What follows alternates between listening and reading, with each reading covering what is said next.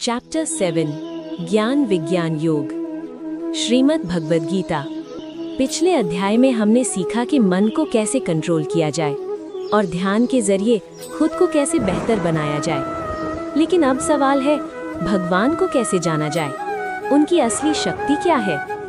श्री कृष्ण कहते हैं, अब मैं तुम्हें ऐसा ज्ञान दूंगा जिसे जानने के बाद कुछ भी जानना बाकी नहीं रहेगा। श्लोक: ज्ञानम तेहम सविज्ञानमिदं वक्ष्यामि अशेषतः।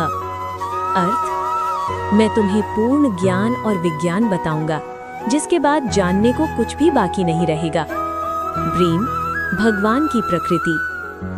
श्री कृष्ण बताते हैं, ये पूरा संसार मेरी शक्ति से बना है। त्रिशूल: भूमिरापो अनलो वायुः खं मनो बुद्धिरेव च।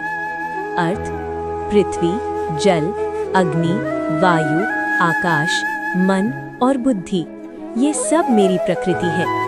इंस्टालाइट मतलब जो कुछ भी तुम देख रहे हो और जो नहीं देख पा रहे, सब भगवान की शक्ति का ही हिस्सा है।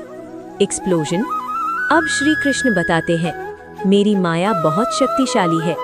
त्रिशूल: दैवी ह्येषा गुणमयी मम माया दुरत्यया। अर्थ: मेरी ये माया बहुत कठिन है पार करना।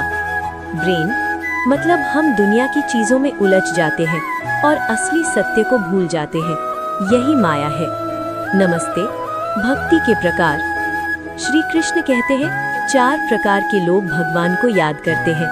त्रिशूल: चतुर्विधा भजन्ते माम जनाः सुकृतिनो अर्जुना। अर्थ: 4 प्रकार के लोग मेरी भक्ति करते हैं। दुखी यानी संकट में, ज्ञान की इच्छा रखने वाले, धन की इच्छा रखने वाले और ज्ञानी जो मुझे जान चुके हैं।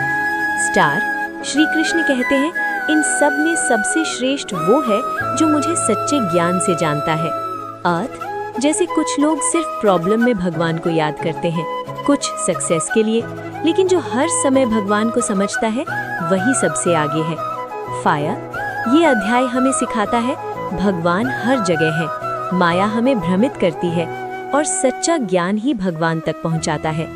Target: fire. अगर आपको ये ज्ञान पसंद आया तो अगले अध्याय में हम जानेंगे अक्षर ब्रह्म योग, जहां श्री कृष्ण बताएंगे मृत्यु के समय क्या होता है और अंतिम समय में भगवान को याद करना क्यों जरूरी है।